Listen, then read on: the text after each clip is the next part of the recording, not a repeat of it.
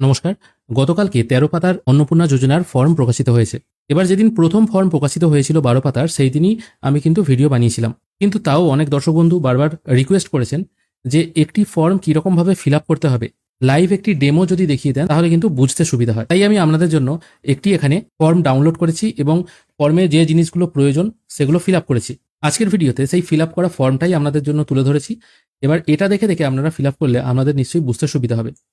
আমি ফর্মের মাথায় একদম একজন পরিবারের টোটাল কতজন মেম্বার আছে সেটা মেনশন করে দিয়েছি। এটা আপনারা মেনশন করবেন না, শুধুমাত্র আপনাদের বোঝানোর জন্য কিন্তু আমি এই ফ্যামিলি মেম্বারদের নামগুলো এখানে মেনশন করে নিয়েছি। এখানে পরিবারের প্রধান হচ্ছেন রামপাল নামে একজন ব্যক্তি, তিনি হচ্ছেন পরিবারের হেড, তিনি জীবিত আছেন। তার স্ত্রী হচ্ছে সীতাপাল। এবার রামপাল এবং সীতাপাল এনাদের পুত্র হচ্ছে লক্ষণ পাল, লক্ষণ পালের স্ত্রী হচ্ছে রুবি পাল এবং লক্ষণ এবং রুবি পালের একমাত্র কন্যা হচ্ছে মধুপাল। এবার এনাদের বয়স কত, তারা কিভাবে ফর্ম ফিল আপ করবে, এই পরিবারের মধ্যে যিনি অন্নপূর্ণা ভাণ্ডার পান, এক বা একের অধিক যদি ব্যক্তি থেকে থাকেন তাহলে তাদের জন্য আলাদা আলাদা ফর্ম ফিল আপ করতে হবে না, একটা পরিবারে একটাই ফর্ম ফিল আপ হবে। সব কিছু কিন্তু আজকের ভিডিওতে আমরা দেখে নেব। আমি বারবার বলছি, ফ্যামিলি হোল্ডার বা ফ্যামিলির যে সদস্য আছে যারা পরিবারে, তাদের নামগুলো কিন্তু এই মাথায় লিখতে হবে না। আমি শুধু আপনাদের বোঝানোর সুবিধার জন্য এই জিনিসটা ক্লিয়ার করে দিলাম। এরপর চলে আসছি আসল ফর্মে। এখানে হচ্ছে ফর্ম। এখানে প্রথমে বলা হয়েছে পরিবারের প্রধানের নাম। পরিবারের প্রধানের নাম রামপাল, সেই জন্য আমি এখানে লিখেছি রামপাল। ইংরেজিতে লিখেছি, ক্যাপিটাল লেটারে লিখেছি, আধার কার্ড অনুযায়ী লিখতে বলেছে কারণ আধার কার্ডে ইংরেজিতে নাম আছে। তারপর ওনার জন্ম তারিখ কত, আধার কার্ড অনুযায়ী এখানে লিখে দিয়েছি। পরিবারের প্রধানের জেন্ডার কি, এখানে পুরুষ, এটাই আমি লিখেছি। তারপর সেই ব্যক্তির আধার কার্ড নাম্বারটা এখানে পরিষ্কার সুন্দরভাবে গোটা গোটা করে লিখতে হবে। এবার আছে ডিজিটাল রেশন কার্ডের পারিবারিক আইডি যদি থাকে। এখানে যেগুলো যদি থাকে বলা হয়েছে না, সেগুলো কিন্তু আপনারা স্কিপ করে যাবেন। এবার এই ডিজিটাল রেশন কার্ডের পারিবারিক আইডি এটা আপনারা কি করে বার করবেন সেটাও আমি নেক্সট ভিডিওতে জানিয়ে দেবো। ওটা রেশন কার্ডের ওয়েবসাইট থেকেই পাওয়া যায়, খুবই সহজ এবং ইজি প্রসেসে আপনারা বার করতে পারবেন। সেটা কি করে বার করবেন আমি দেখিয়ে দেবো, কিন্তু এখানে যেহেতু ম্যান্ডেটরি নয় সেই জন্য এই ঘরটা আমি ফাঁকা রেখেছি। তারপর আছে পরিবারের সদস্য সংখ্যা, এখানে আছে 5 জন, কারণ ওপরে দেখুন লিখেছি হেড অফ দ্য ফ্যামিলি, ইনি হচ্ছেন একজন বা এনাকে হেড অফ দ্য ফ্যামিলি রাখা হয়েছে। তারপর 1 2 3 4, এখানে 4 জন আর এখানে একজন, টোটাল হচ্ছে 5 জন, সেই জন্য আমি এখানে 5 জন লিখেছি। তারপর ঠিকানা, স্থায়ী ঠিকানা কি আছে সেটা কিন্তু এখানে মেনশন করে দেওয়া আছে। হেড অফ দ্য ফ্যামিলিরই কিন্তু এই ডিটেলগুলো হবে, হেড অফ দ্য ফ্যামিলির স্থায়ী ঠিকানা যেটা, সেটাই কিন্তু এখানে হবে। তারপর বলা হয়েছে যোগাযোগের নাম্বার, এখানে পরিবারের প্রধানের আধারের সঙ্গে লিঙ্ক ফোন নাম্বারটাই চাওয়া হচ্ছে। যদি দেখা যায় আপনার পরিবারের প্রধান যিনি আছেন তার আধারে ফোন নাম্বার লিঙ্ক নেই, তাহলে নর্মাল যে কোনো ফোন নাম্বার দিয়ে দিতে পারেন। কারণ এই ফর্মের জন্য তাকে যদি তার হয়তো বয়স্ক তরুণ, তাকে হয়তো আধারে ফোন নাম্বার লিঙ্ক করতে যেতে হচ্ছে। আর এখন আপনারা প্রত্যেকেই জানেন আধারে ফোন নাম্বার লিঙ্ক করা কতটা কষ্টদায়ক, কারণ যেখানে আধারে ফোন নাম্বার লিঙ্ক হচ্ছে সেখানে কত বড় লাইন এটা আমরা সহজেই অনুমান করতে পারছি। এবারে চলে আসছি আসল জায়গায়, যেখানে আপনাকে ফিল করতে হবে অন্নপূর্ণা যোজনার জন্য কারা আবেদন করছেন, মানে পরিবারের কোন কোন মেম্বার অন্নপূর্ণা যোজনার জন্য আবেদন করছেন সেটা এবার এখানে ফিল করতে হবে। ফর্মের এই 9 নম্বর পয়েন্টেই কিন্তু এটা আছে, ঠিক আছে। এখানে পরিবারের প্রধান যিনি আছেন এই ফর্ম অনুযায়ী তিনি হচ্ছেন একজন পুরুষ, তাই তিনি আবেদন করতে পারবেন না, সেই জন্য হ্যাঁ এর পাশে আমি টিকমার্ক দেবো না। যদি আপনাদের বাড়ির প্রধান তিনি কোনো মহিলা হন এবং তার বয়স যদি 25 থেকে 60-এর মধ্যে হয়ে থাকে তাহলে তিনি তো আবেদন করতে পারবেন। তিনি হয়তো লক্ষ্মীর ভাণ্ডার পেতেন, তিনি অন্নপূর্ণা ভাণ্ডারে যেতে চাইছেন, তাহলে তার ক্ষেত্রে কিন্তু এখানে হ্যাঁ অপশনে টিকমার্ক হবে। কিন্তু যেহেতু এই পরিবারে ইনি পুরুষ, সেই জন্য এখানে হ্যাঁ অপশনে টিকমার্ক হবে না। তারপর চলে আসছে সদস্য 1। সদস্য 1 তিনি হচ্ছেন রামপালের স্ত্রী, তার ডেট অফ বার্থ হচ্ছে 1960, অর্থাৎ তার বয়সও কিন্তু 60-এর ঊর্ধ্বে হয়ে গেছে। তিনিও কিন্তু অন্নপূর্ণা ভাণ্ডারের সুবিধা গ্রহণ করতে পারবেন না, সেই জন্য আমি এর পাশে টিকমার্ক দিইনি। আর এখানে কি লিখতে হবে, পরিবারের প্রধানের ডিটেল তো আমি ওপরেই দিয়ে দিয়েছি। সদস্য 1-এর জায়গায় সেই সদস্য 1-এর নাম, তার ডেট অফ বার্থ আধার অনুযায়ী, তার জেন্ডার লিখতে হবে, পরিবারের প্রধানের সাথে তার সম্পর্ক কি সেটা লিখতে হবে এবং তার আধার নাম্বারটা কি আছে সেটা এখানে লিখতে হবে। এবার আপনাদের ক্ষেত্রে আপনাদের সদস্য 1 তিনি যদি অন্নপূর্ণা ভাণ্ডার পাওয়ার যোগ্য হন তাহলে তার পাশে হ্যাঁ অপশনে টিকমার্ক হবে, যদি না হয় তাহলে কিন্তু টিকমার্ক দিতে হবে না। তারপর সদস্য 2, সদস্য 2 হিসাবে এখানে কে আছে, লক্ষণ পাল। এই লক্ষণ পালের ডিটেল দিতে হবে। প্রথমে লক্ষণ পালের নাম, তার জন্ম তারিখ, তার জেন্ডার। তারপর দ্বিতীয় পাতা চলে আসছি, এখানে পরিবারের প্রধানের সঙ্গে তার সম্পর্ক কি, তিনি হচ্ছেন সন, ঠিক আছে, এবং তার আধার নাম্বার দিতে হবে। এখানেও দেখুন হ্যাঁ না অপশন আছে, না অপশনটা নেই, হ্যাঁ অপশন আছে। তিনি যদি অন্নপূর্ণা ভাণ্ডারে আবেদন করতে চান বা আগে হয়তো লক্ষ্মীর ভাণ্ডার পেতেন, এখন শিফট হতে চাইছেন, সেক্ষেত্রে এখানে অপশনে টিকমার্ক দিতে হবে। যেহেতু তিনি পুরুষ, তিনি এখানে শিফট হতে পারবেন না, সেই জন্য এ ঘরে কিছু দিতে হবে না। তারপর চলে আসছি সদস্য নাম্বার 3, তিনি হচ্ছেন রুবি পাল। এনার যা বয়স 1/1/1989, ইনি কিন্তু লক্ষ্মী ভাণ্ডার আগে পেতেন, বা তিনি যদি লক্ষ্মী ভাণ্ডার নাও পেতেন, ফার্স্ট টাইম অন্নপূর্ণা যোজনায় আবেদন করবেন, সেক্ষেত্রে কিন্তু এই পাশের ঘরে হ্যাঁ অপশনে টিকমার্ক দিতে হবে। যেমন এই পরিবারের ক্ষেত্রে এই ব্যক্তি তিনি অন্নপূর্ণা যোজনার সুবিধা গ্রহণ করতে পারবেন। সেই জন্য আমি পাশে বা হ্যাঁ এর পাশে টিকমার্কটা দিয়েছি। একই রকমভাবে তার জন্ম তারিখ, জেন্ডার, পরিবারের প্রধানের সঙ্গে তার সম্পর্ক, এখানে লিখেছি ডটার ইন ল মানে পুত্রবধূ, এবং তার আধার নাম্বারটা এখানে মেনশন করে দিতে হবে। তারপর আছে সদস্য নাম্বার 4। সদস্য নাম্বার 4কে এই যে সদস্য নাম্বার 3 মানে লক্ষণ পাল এবং রুবি পাল, তাদের কন্যা হচ্ছে মধুপাল। তার বয়স 1/1/2008 মানে 1/1/2008 তার জন্ম। এবার এই অনুযায়ী তার জন্ম হলে তিনি কিন্তু অন্নপূর্ণা ভান্ডার পাওয়ার যে বয়সের ক্রাইটেরিয়া আছে 25 থেকে 60, তার বয়স কিন্তু এখনো 25 হচ্ছে না, যেহেতু তিনি 2008-এ জন্মেছেন। ঠিক আছে, এই জন্য এখানে হ্যাঁ টিকমার্ক দেওয়া নেই। যদি দেখা যেত তার বয়স 25 বা 25-এর বেশি, সেক্ষেত্রে সেও কিন্তু অ্যাপ্লিকেবল হতো। বা সে যদি আগে লক্ষ্মীর ভান্ডার পেত, অন্নপূর্ণা যোজনায় ট্রান্সফার হতে চাইছে, তাহলে কিন্তু তাকেও এখানে টিকমার্ক দিতে হতো। অনেকেই বলছিলেন একটা পরিবারে যদি 2জন বা 3জন অন্নপূর্ণা যোজনা পায় বা পেতে চাইছে বা লক্ষ্মীর ভান্ডার আগে পেত, তাহলে কি আলাদা আলাদা ফর্ম ফিল আপ করতে হবে? না, এরকম কোনো ব্যাপার নেই। একটা পরিবার বলতে এখানে 6জন মেম্বার ধরা হয়েছে। এখানে দেখুন সদস্য 5 আর head of the family total হচ্ছে 6। 6জনের মধ্যে যদি 3জন পায়, তাহলে 3জনের পাশে এরকম হ্যাঁ অপশনে টিকমার্ক দিতে হবে। যদি তারা না পায় বা বয়স হয়নি হয়তো বা অন্য কোনো কারণে পায় না, সেক্ষেত্রে তাহলে এই অপশনগুলো টিকমার্ক দেওয়ার দরকার নেই। এই হয়ে গেল সদস্য 4। আমি এই যে ফর্মের ডেমোটা দেখাচ্ছি, এখানে টোটাল 5জন মেম্বার আছে, সেই জন্য 5জন হিসাবেই কিন্তু দেখাচ্ছি। এখানে মোটামুটি ডিটেল ফিল হয়ে গেল। আর 5 নম্বর সদস্য যেহেতু নেই, সেই জন্য আমি এই ঘরটা ফাঁকা রেখেছি। এই ঘরে কিছু কিন্তু আমি ফিল করিনি। এরপর চলে আসছে পরিবারের প্রধান এবং পরিবারের সকল প্রাপ্তবয়স্ক সদস্যের ব্যাংক অ্যাকাউন্ট নগদ অর্থ স্থানান্তরের জন্য। এখানে কি বলা হয়েছে? ডিবিটি ক্রেডিটের জন্য আধার লিঙ্কযুক্ত ব্যাংক অ্যাকাউন্ট প্রদান করুন। এখানে একটা কথা বলে রাখি, অনেকে বলবেন আমরা লক্ষ্মীর ভান্ডার পেতাম এক অ্যাকাউন্টে, কিন্তু অন্নপূর্ণা যোজনার জন্য ডিবিটি লিঙ্ক আছে অন্য অ্যাকাউন্টে, তাহলে এখানে কোন ব্যাংকের অ্যাকাউন্টটা দেবো? এখানে আমি বলবো যে ব্যাংকের অ্যাকাউন্টের সঙ্গে ডিবিটি লিঙ্ক আছে সেই অ্যাকাউন্টটাই এখানে দেবেন। ঠিক আছে, বোঝাতে পারলাম? এবার কিভাবে ফিল আপ হবে? Head of the family. এই যে আমি ফর্মটা ফিল আপ করেছি, এখানে হেড অফ দ্য ফ্যামিলি যিনি আছেন তিনি বয়স্ক, তার কোনো ব্যাংক অ্যাকাউন্ট নেই, সেই জন্য এই ঘরটা আমি কিছু ফিল আপ করিনি, ফাঁকা রেখেছি। সদস্য 1 মানে হেড অফ দ্য ফ্যামিলির স্ত্রী, তার যে ব্যাংকে অ্যাকাউন্ট আছে সেই ব্যাংকের নাম, অ্যাকাউন্ট নাম্বার এবং আইএফএসসি কোড এইভাবে আমি পরপর ফিল আপ করেছি।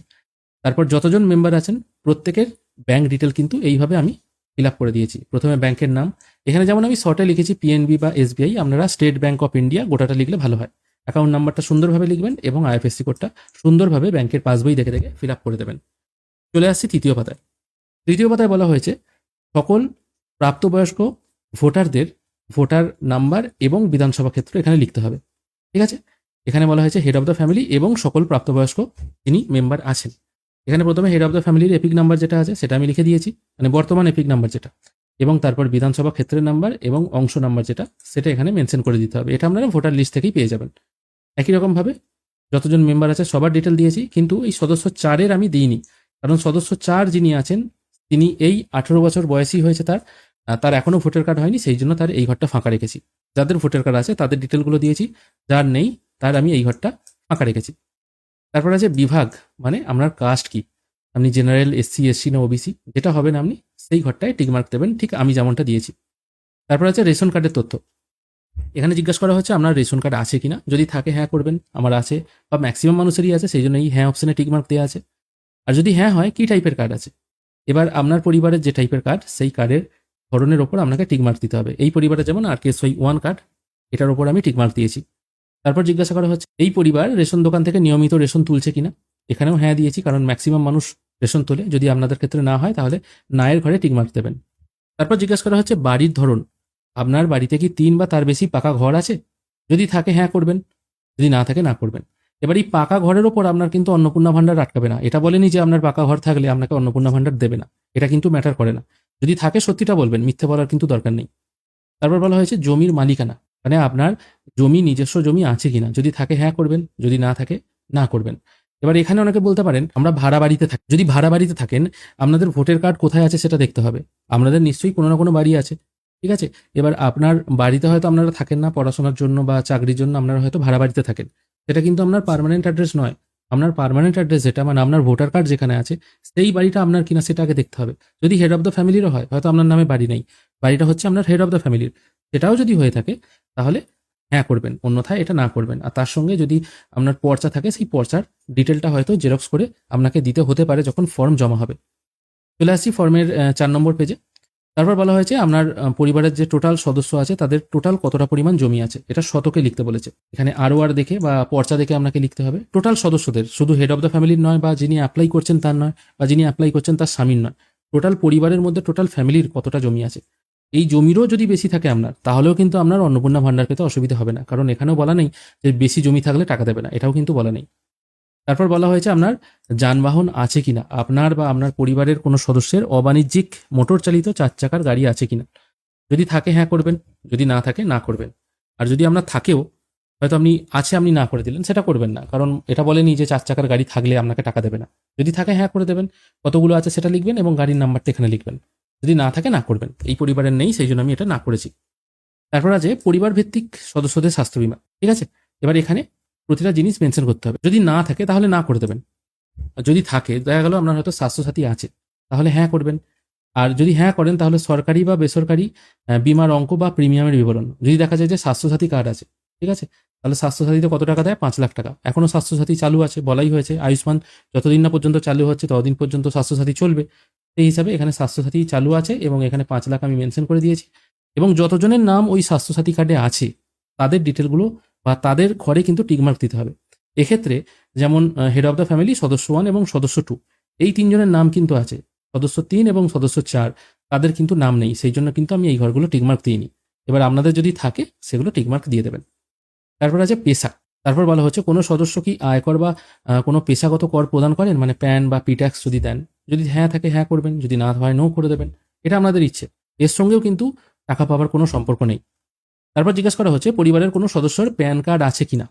এখানে বলা হয়েছে দেখুন, যদি থাকে, বাধ্যতামূলক নয় যে হয়তো আপনার ফর্ম ফিল আপ করার জন্য আপনার হয়তো প্যান কার্ড নেই, আপনি তাড়াহুড়ো করে প্যান কার্ড করালেন, তারপর সেই প্যান নাম্বার দিলেন, এটা কিন্তু বলেনি, ঠিক আছে। এটা বলা হচ্ছে যদি থাকে, যদি থাকে দেবেন, যদি না থাকে দেবেন না। এবার অনেকেই ভাববেন হয়তো আমার আছে আমি দেবো না, দেবেন না, কোনো অসুবিধা নেই, কারণ এটা ম্যান্ডেটারি নয় বা স্টার মার্ক করা নেই।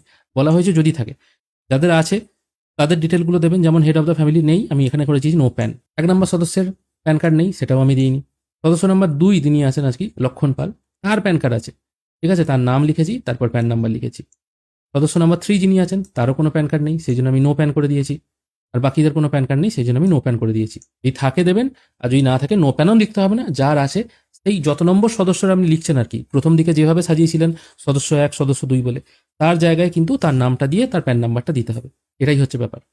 তারপর বলা হয়েছে কর্মসংস্থানের ধরন, মানে আপনি কি টাইপের কাজ করেন। এটা আপনি বলতে আপনার পরিবারের সকলের তথ্য চাওয়া হচ্ছে, ঠিক আছে। পরিবারের প্রধান কি করেন তার তথ্য প্রথমে দিতে হবে। তিনি কিছু করেন না, তিনি বেকার, সেই জন্য আমি বেকারের ঘরে টিকমার্ক দিয়েছি। সদস্য 1 মানে পরিবারের প্রধানের স্ত্রী, তিনিও বেকার, এই জন্য আমি বেকারের ঘরে টিকমার্ক দিয়েছি। সদস্য 2 তিনি কাজ করেন আর কি পার্ট টাইম, সেই জন্য আমি এখানে টিকমার্ক দিয়েছি। সদস্য 3 তিনিও কিছু করেন না। সদস্য 4 তিনিও কিছু করেন না, সেই জন্য আমি অন্যান্য বা বেকার এই ঘরে টিকমার্ক দিয়ে দিয়েছি। 5 নম্বর সদস্য নেই, সেই জন্য 5 নম্বর ঘরটা সবসময় ফাঁকা যাচ্ছে। তারপর বলা হচ্ছে পরিবারের শিক্ষিত প্রাপ্তবয়স্ক সদস্যদের সংখ্যা এবং অশিক্ষিত প্রাপ্তবয়স্ক সদস্যদের সংখ্যা কত।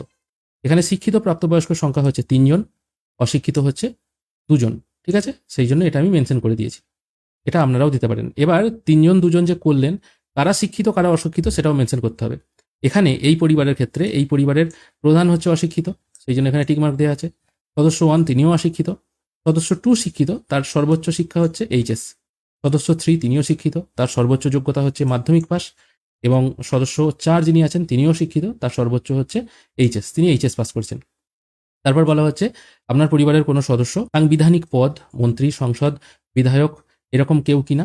যদি হ্যাঁ হয় হ্যাঁ করবেন, অন্যথায় নো করবেন। কোনো সদস্য কি সরকারি পেনশনভোগী কিনা, এটা আমি না করেছি। এবার হ্যাঁ, কোনো সদস্য দেখা গেল হয়তো আপনার পরিবারের হেড বা আপনার স্বামী, তিনি হয়তো সরকারি পেনশন পান, ঠিক আছে।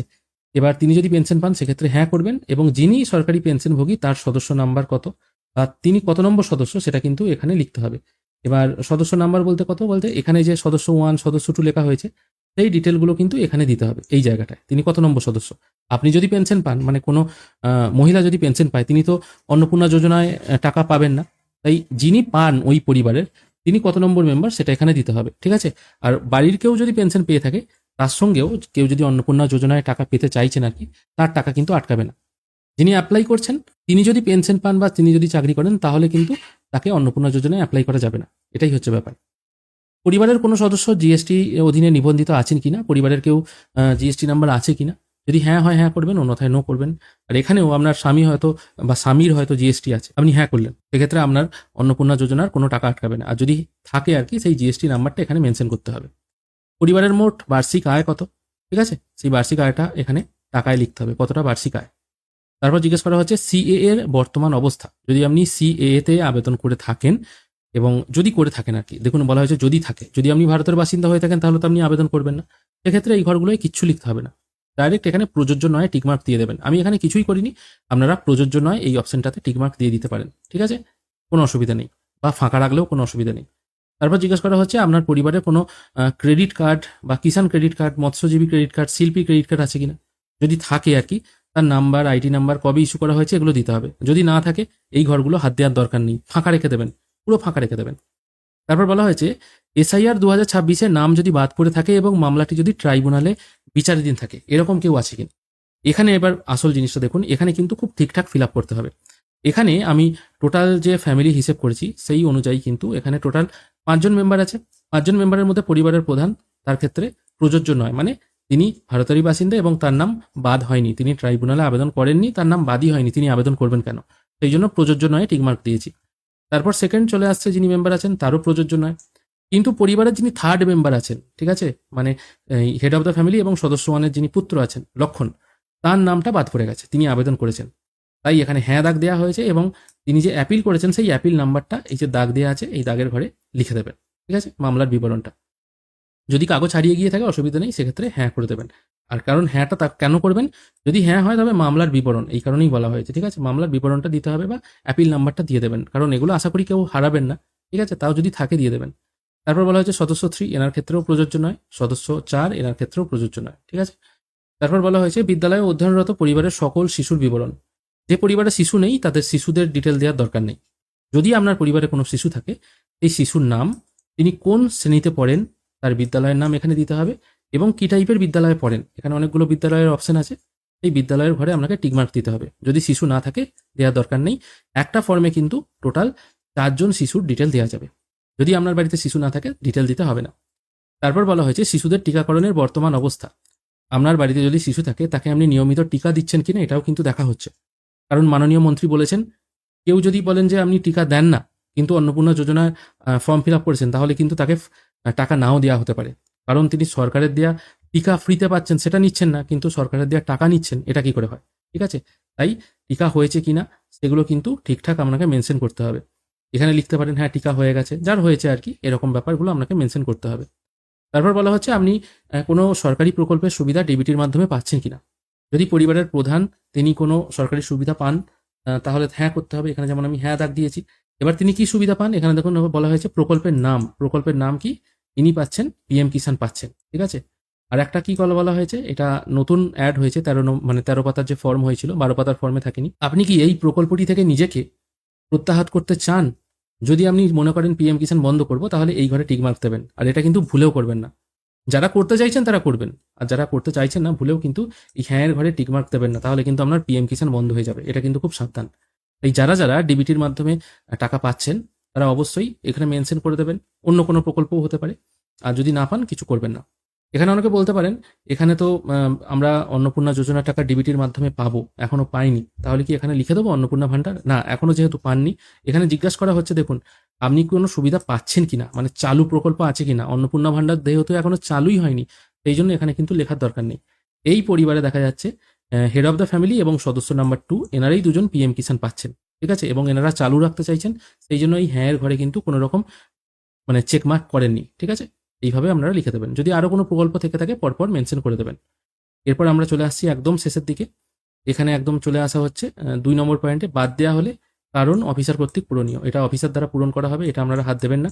তারপর ঘোষণা করা হচ্ছে আপনি যে তথ্যগুলো দিচ্ছেন এগুলো সব বিশ্বাস মতে সত্য, যদি কিছু ভুল তথ্য দিয়ে দেন তাহলে কিন্তু সামাজিক সুরক্ষা সংক্রান্ত সমস্ত সুবিধা বন্ধ হয়ে যাবে, এখানে কিন্তু আপনাকে লিখিয়ে নিচ্ছে। এবার এখানে সই হচ্ছে লক্ষণ পালের। লক্ষণ পালের কেন সই হচ্ছে, কারণ আমি আগেই মেনশন করেছি পরিবারের হেড অফ দ্য ফ্যামিলি যিনি আছেন তিনি কিন্তু স্বাক্ষর নন, তিনি নিরক্ষর, তিনি সই করতে পারেন না, সেই জন্য যিনি সই করতে পারেন তার সইটা এখানে হবে। এটাই হচ্ছে ফর্মের শেষ। তারপর বলা হচ্ছে শুধুমাত্র সরকারি ব্যবহারের জন্য, এই নিচের অংশটা আপনাকে হয়তো কেটে ফেরত দেওয়া হবে, এই অংশটা সরকার ব্যবহার করবে। এটা মোটামুটি যাদেরকে ফর্ম জমা দিচ্ছেন তারাই হয়তো ফিল আপ করে আপনাকে কেটে ফেরত দেবে। এটা হচ্ছে প্রুফ যে আপনি ফর্ম জমা দিয়েছেন। এবার এখানে বলতে পারেন তাহলে এই ফর্মের সাথে কি কি জমা দেবো, কোথায় ফর্ম জমা দেবো? ফর্ম আশা করা যাচ্ছে পঞ্চায়েত বা বিডিও অফিসে জমা নেওয়া হবে। এবার ফর্মের সাথে ব্যাংকের বই, Aadhaar card, ration card, voter card এইগুলোই নিশ্চয়ই জমা নেওয়া হবে। আশা করি আপনারা এই উদাহরণের মাধ্যমে বুঝতে পারলেন কি করে আপনারা অন্নপূর্ণা যোজনার ফর্মটা ফিল আপ করবেন। এখানে পরিবার ভিত্তিক ফর্ম ফিল আপ হচ্ছে। শুধুমাত্র যিনি অন্নপূর্ণা ভান্ডার পাবেন বা অন্নপূর্ণা যোজনায় নাম নথিভুক্ত করতে চান তারই যে ডিটেল দিতে হবে তা কিন্তু নয়, পরিবারের সকলের ডিটেল দিতে হবে। এবং শুধুমাত্র প্রথম পাতাতেই এখানে কারা কারা অন্নপূর্ণা যোজনায় নাম নথিভুক্ত করতে চাইছেন তারা যদি থেকে থাকেন সেখানে শুধুমাত্র হ্যাঁ করতে হবে। ব্যাস এইটুকুই শুধুমাত্র অন্নপূর্ণা যোজনার অংশ। বাদবাকি কোনোটাই কিন্তু অন্নপূর্ণা যোজনার অংশ নয়। এক পরিবারে যদি একের অধিক মেম্বার থাকে তাহলে তাদের নাম লিখবেন এবং তাদের পাশে এরকম টিক মার্ক দেবেন, তাহলেই কিন্তু অ্যাপ্লাই হয়ে যাবে। যারা লক্ষ্মীর ভান্ডার পেতেন প্রত্যেকেই কিন্তু এই কাজটি করতে হবে। আজকের ভিডিও এখানেই শেষ করছি। ভিডিও যদি ভালো লেগে থাকে অবশ্যই একটি লাইক করবেন। ভিডিও দেখার জন্য অসংখ্য ধন্যবাদ। ভালো থাকবেন।